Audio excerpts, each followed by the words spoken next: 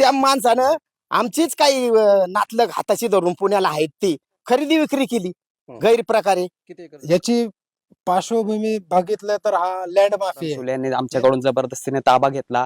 हा गुंड प्रवृत्तीची लोक पोलिसांचा गैरवापर करून आम्हाला इथून हाकलण्याचा प्रयत्न केला.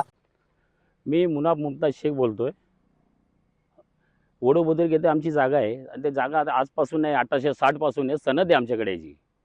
आणि सनद असताना आम्हाला नाकारक आणि विनाकारक हे लोक आम्हाला त्रास देतात. ज्यांनी जे पण लोक इकडे शेजारचे आमच्या जाती आहेत, आमचा काय रक्ताचा नाता नाही आहे ना आमच्या काय घेण्या देण्यात त्यांच्याशी. पहिल्यापासून आम्हाला मार्ग आमचे वडील जे पण चुलते येत होते त्यांना मारहाण करून ते दमदाटी करत होते. त्यामुळे ते जास्त इथं राहत नव्हते आणि त्यानंतर आम्ही यायला लागलो तर आम्हाला पण तेच करायला लागले. त्यामुळे आम्ही सहकार्य करता प्रफुल्ल शिले यांच्याशी मदत मागितली. त्यांचा आमचा काही संबंध नाही, जागेचाही संबंध नाही आहे. आम्ही 1860 पासून सनद आहे आणि आमच्या परंपरापासून वंशावळ सगळं आमच्या इथं आजोबा पंजोबा सगळ्यांचं नाव जागेवर आहे. आम्ही आजपर्यंत त्याला हे करतोय, आता राबतोय इथं. आता कोणी करणारा नाही आहे, आम्हीच करतोय खेती आणि आम्हीच शेती करतो आणि आमचंच आहे सगळं ह्याच्यावर आणि दुसरं कोणी नाही आहे. आणि जे पण आजपर्यंत जितके पण निकाल झाले ते आमचेच कडून लागलेले, ते आमच्यातर्फे लागले, आमच्याकडे ह्याच्यात लागलेले तर्फे. आणि जे पण करणारे आणि आमचं जे करता इथं राहणारे शेजारचे त्यांचा काही संबंध नाही आहे. ते विनाकारण आम्हाला त्रास देऊन आम्हाला इथं यायचं नाही, मारताड करतात, सगळं आम्हाला हाकलून देतात इथं. आणि यांचा काय आमचा संबंध पण नाही, काहीच नाही. तरी पण आम्हाला इथं यायचं नाही. आम्ही कंप्लेंट केले, त्यांनी 3-4 जागा केस केले, ते हरले.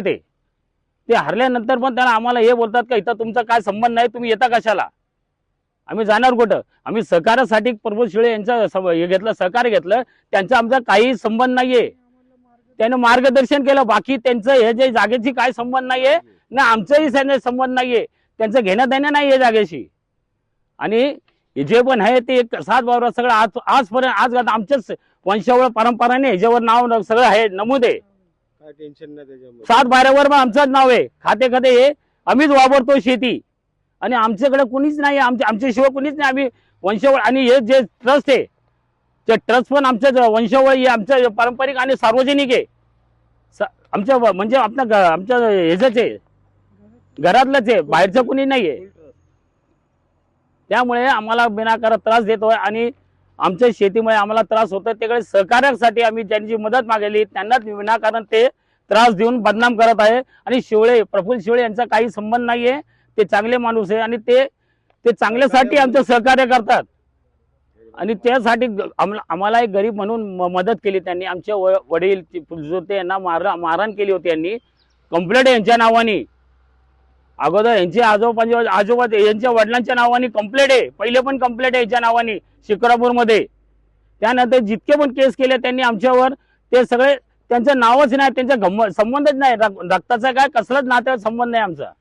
वंशावळमध्ये नाव नाहीये. आणि 1860 पासून आतापर्यंत त्यांचं एकाचं नाव आमच्या ह्याच्यावर नाहीये, त्यांचा पेपरामध्ये नाहीये, 7 वाऱ्यावर नाहीये. त्यांचा आमचा काय संबंध नाहीये. विनाकारण एक जात घेऊन त्यांनी गेले, एक धर्म आपला एक मुस्लिम धर्म म्हणून त्यांनी भेदभाव केला. म्हणजे तेच त्यांचा समाज असं एका मुस्लिम धर्म म्हणजे आम्ही बंधुकी भावुकी असं काही नाहीये. त्यांचा आमचा काही संबंध नाहीये, नातं वेगळे, त्यांचं घेणं देणं पण नाहीये. आणि काय कार्यामुळे इलेक्शनमुळे काय मुळे त्यांना बदनामी करत आहे प्रफुल्ल शिलेचं, ते चुकीचे आहे. आणि त्यांचा काही संबंध नाही आमच्याशी. सहकार्य केले ते सगळ्यांना करतात, आम्हाला पण केले. त्यांचा आमचा काही संबंध नाहीये. हे जागे असं माणुसकी म्हणून त्यांनी आम्हाला सहकार्य केले, बाकी काय घेणं देणं नाही जागेशी. आज पण आमचं वहिवाट आहे याच्यावर. त्यांचं जे पण झालं असेल ते संपलं विषय, कोर्टामध्ये आमचा विषय संपलेला आहे, सगळा फेटाळले. त्यांचं पण फेटाळले गेलेले. त्यांनी जितके बी हे केले सगळ्या कोर्टाने त्यांना फेटाळलेले त्यांचे.